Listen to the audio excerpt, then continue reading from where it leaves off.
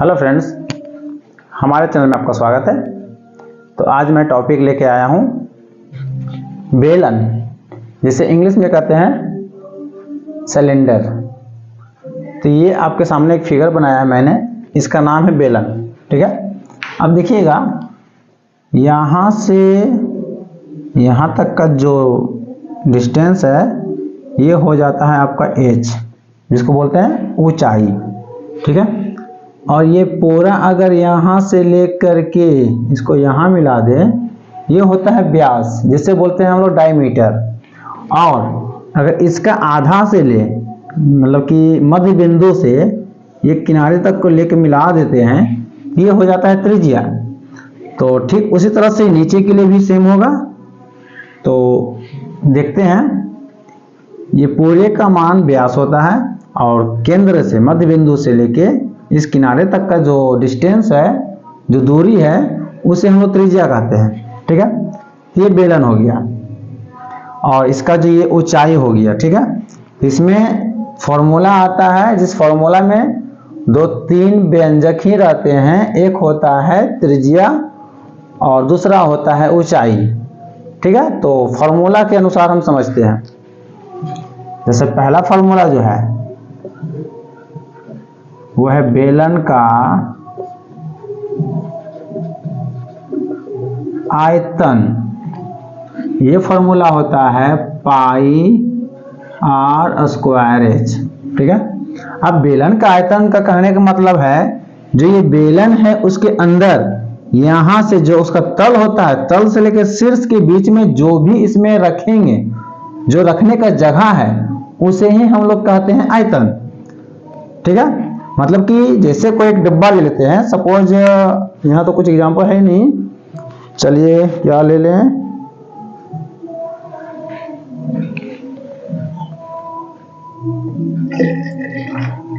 चलिए देखिए ये एक गिलास है, इसके माध्यम से समझिएगा। ये गिलास है जो कि एक बेलन के जैसा है। ठीक है नहीं बेलन, बट मानते हैं बेलन के जैसा ही है, क्योंकि इसका यहाँ से जो आधार है इसका कुछ मतलब कि एरिया होगा और ऊपर का जो शीर्ष है इसका कुछ एरिया होगा। लेकिन मान लेते हैं कि ये बेलन है, ऊपर का शीर्ष और नीचे का आधार जो एरिया है वो बराबर है, जो क्षेत्र है वो बराबर है। ठीक है, अब यहां से यहां तक के बीच जो दूरी है ये होता है ऊंचाई, और जो ये बेलन है उसका जो आधार होता है, ये आधार देखिए वृत्त के जैसा है। तो जो आधार का वैल्यू होगा, जो क्षेत्र होगा, वो बन जाएगा वृत्त का क्षेत्रफल, यानी कि वृत्ताकार है इसलिए वृत्त का क्षेत्रफल। तो ठीक उसी तरह से इसका शीर्ष भी होगा, क्योंकि शीर्ष भी तो वृत्ताकार है, तो ये भी हो जाएगा क्या। अगर बोला जाए कि बेलन के आधार का क्षेत्रफल निकाले, तो ये है जिसे हम लोग वृत्त का क्षेत्रफल मान रहे हैं।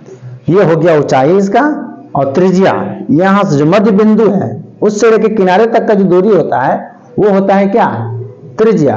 और ये पूरा किनारा को मिला दिया जाए, एक छोर से दूसरे छोर का किनारा मिला दिया जाए, तो ये होता है व्यास। ठीक है, अब बात करते हैं आयतन का। अब ये गिलास है, इसके यहां से लेकर यहां तक का कुछ ऊंचाई है। ठीक है, अब इसके अंदर जो भी सामान, लिक्विड कुछ भी रखे, वाटर, पानी, जो भी रखना है रख सकते हैं। तो यहां तक जो इसका तल है, जो आधार है, यहां से लेकर शीर्ष तक क्या होगा, ये पूरा भर जाएगा। तो बस यही क्षेत्र जो होता है ना, ये स्थिति जो होता है वो आयतन कहलाता है। बस मैं ये आपको समझाना चाह रहा था, इसलिए मैंने एक गिलास लेकर के एग्जाम्पल के थ्रू समझा रहा हूं। अब रह गया इसका क्षेत्रफल, जिसको बोलते हैं वक्र पृष्ठ का क्षेत्रफल। वक्र पृष्ठ का क्षेत्रफल मतलब हो गया, ये जो बाहरी आवरण आप देख रहे हैं चारों तरफ का, इसे गोल घुमा के देख सकते हैं। तो ये पूरा जो एरिया है ये होता है वक्र पृष्ठ का क्षेत्रफल। ठीक है, अब बात करते हैं संपूर्ण पृष्ठ का क्षेत्रफल। संपूर्ण का मतलब होता है कुल, पूरा, कुल या पूरा। अब देखिए संपूर्ण पृष्ठ जब भी बात करेगा तो ये पूरा भाग जो देख रहे हैं, जो राउंड में मैं घुमा रहा हूं, वो पूरा भाग, और इसके आधार का क्षेत्रफल और इसके शीर्ष का क्षेत्रफल, ये तीनों को मिला करके क्या होता है, संपूर्ण पृष्ठ का क्षेत्रफल होता है। तो आप अच्छी तरीके से देख के समझ सकते हैं। मैं एक गिलास के माध्यम से आपको समझाना चाह रहा हूं, और मुझे विश्वास है कि आप लोगों को अच्छी तरीके से समझ में भी आ गया होगा, क्योंकि ये गिलास एक एग्जाम्पल लिया हूं मैं, इससे बेहतर और कोई एग्जाम्पल नहीं हो सकता है। तो एक हो गया आपका वक्र पृष्ठ का क्षेत्रफल, जो सिर्फ बाहरी आवरण है। एक संपूर्ण पृष्ठ का क्षेत्रफल, जो कि ये तल और शीर्ष और ये बाहरी आवरण, तीनों को मिला के कुल पृष्ठ क्षेत्रफल या फिर संपूर्ण पृष्ठ क्षेत्रफल।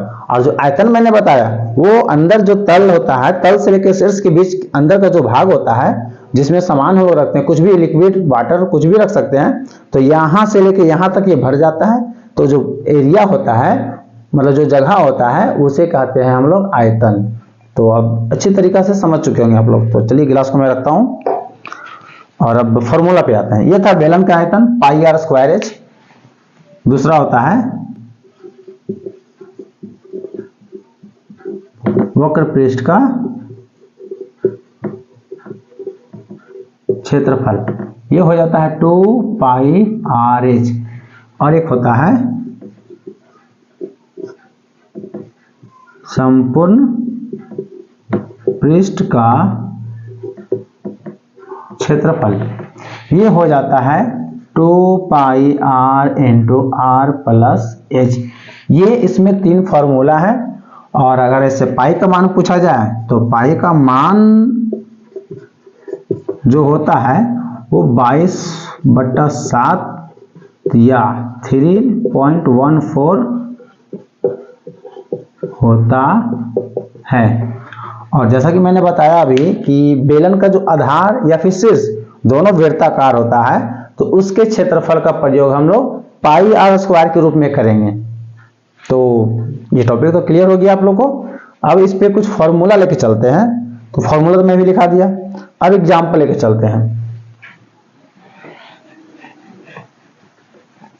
ये 3 और फॉर्मूला है, आप देख सकते हैं, इसको अपने कॉपी में नोट कर सकते हैं और याद कर लें।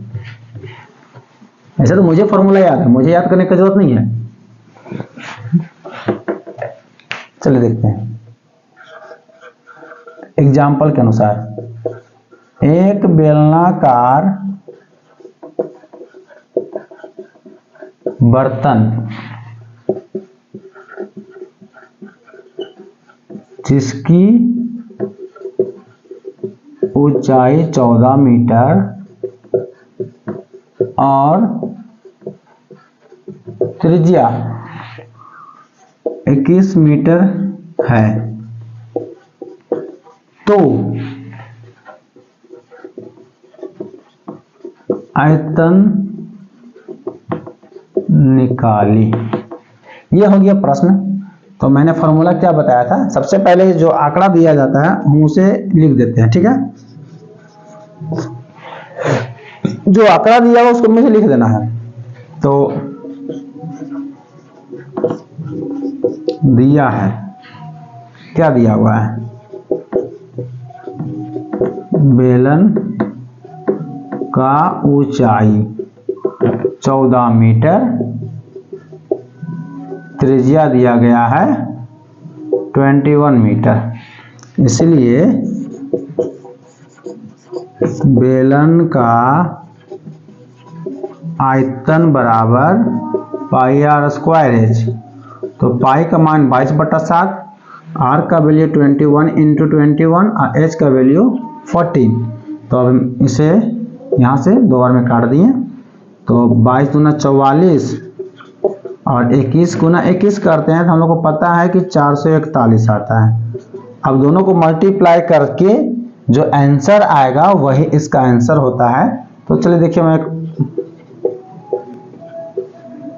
4 6 इतना आया, 4 6 7 1 4 6 4 10 7 6 13 1 14 7 1 8 8 1 9 और ये 1, यानी कि 19404 मीटर क्यूब। ये हो गया मेरा राइट आंसर। देखिए कैलकुलेशन बहुत ही मस्त होता है। अगर कैलकुलेशन आपका अच्छा है तो आप एक बार में गुना करके सही से आंसर ला सकते हैं, जो कि एग्जाम के लिए बहुत महत्वपूर्ण होता है। अगर आप ऐसा ना करते हैं तो फिर आपको एग्जाम में बहुत प्रॉब्लम होगा। अब इतना समस्या होगा कि शायद आपका नंबर ही कम आए। आपको लगेगा मैंने तो कैलकुलेट सही किया है, कैलकुलेशन मेरा सही है तो आंसर सही होगा, लेकिन वो कैलकुलेशन आपका गलत होगा, जिस कारण से आपका सारा मार्क्स सारा मेहनत बेकार हो जाएगा। तो मेरा बात आप समझिए, कम से कम कैलकुलेशन सही कीजिए और एक बार रीचेक जरूर कीजिए। आंसर जब भी लिखते हैं मल्टीप्लाई करके या जोड़ करके या फिर घटा करके, तो एक बार आप वेरीफाई करें चेक करके कि मेरा आंसर सही आया ही नहीं आया। ये था पहला एग्जाम्पल। चलिए अब इसमें मैं कुछ चेंजिंग करता हूं, ठीक है। तो देखिए क्या चेंजिंग करना है। ये था बेलन का आयतन। अब चलते हैं लेके हम इसका वक्र पृष्ठ का क्षेत्रफल। वक्र पृष्ठ का क्षेत्रफल निकाले, ठीक है। तो फॉर्मूला वही फिर से बोर्ड पे लिखा दिए थे। बेलन का वक्र पृष्ठ का क्षेत्रफल 2 पाई आर एच, 2 का 2, पाई का मान 22/7, आर का मान 21, एच का मान 14। ये कट गया आपका 2 बार में, तो 22 गुना 44, 44 गुना 88 इंटू 21। अब देखिए 88 को 2 बार में अब इसको गुना इस तरह से करते हैं कि थोड़ा आसान हो जाए। तो मैं इसको 21 को 20 से 21 में तोड़ देता हूँ, सॉरी 20 और 1 में तोड़ता हूँ। तो 88 को पहले 20 से गुना करेंगे, तो 88 गुना होता है 176 यानी 1760, ठीक है। 20 से गुना करने पर आएगा और 88 को फिर जोड़ देते हैं तो 1760 में तो हो जाता है 1848 मीटर स्क्वायर आंसर। ये मेरा राइट आंसर हो गया है। आप चाहे तो मल्टीप्लाई करके देख सकते हैं, अगर नहीं देखना है तो चलिए मैं ही कर देता हूँ। देखिए 88 को 21 से मल्टीप्लाई करने पर कितना आया, 8 दूना 16, 8 दूना 17, तो 8, 8 6 14 आ गया ना। तो ये तो कम टाइम, कोशिश कीजिए कि कम टाइम लगे मल्टीप्लाई करने में। ये इसका राइट आंसर हो गया। ये दूसरा एग्जांपल देख कर समझ सकते हैं आप। कहीं कोई दिक्कत रहे तो कमेंट जरूर करें मुझे, मैं और बेहतर तरीका से समझाऊंगा। तो चलिए, कोई प्रॉब्लम तो होना नहीं चाहिए। आप लोग भी इतना कमजोर नहीं है कि जो आप लोगों को समझ में ना आए। तो चलिए ठीक है, इसको मैं मिटाता हूं। अब तीसरा एग्जांपल जो है कुल पृष्ठ का क्षेत्रफल। कुल पृष्ठ का क्षेत्रफल बोले तो संपूर्ण पृष्ठ का क्षेत्रफल। तो चूंकि सॉरी किसका फॉर्मूला लगे, ये तो पता होना चाहिए ना। बेलन का कुल पृष्ठ क्षेत्रफल ये होता है 2 pi R into R plus H. 2 का 2, पाई का मान 22/7, त्रिज्या है 21 है, ठीक है। और यहाँ पर 21 प्लस 14, तो 2 इंटू 22, ये कट गया 3 बार में, ये 3 हो गया, और ये 14 और 21 कितना होता है 35।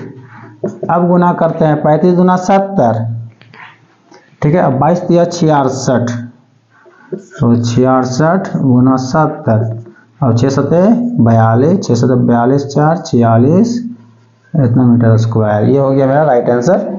अब देखिए मैं इस तरह से गुना किया ताकि मुझे गुना करना आसान हो जाए, वरना अगर 22 गुना 44, 44 दिया कितना होता है 132, 132 को 35 से मल्टीप्लाई करें तो थोड़ा सा टाइम लगेगा, इसलिए मैंने क्या किया 22 दिया 66 और 35 गुना 70 गुना कर दिया। गुना करना आसान हो गया। ये मेरा आंसर था।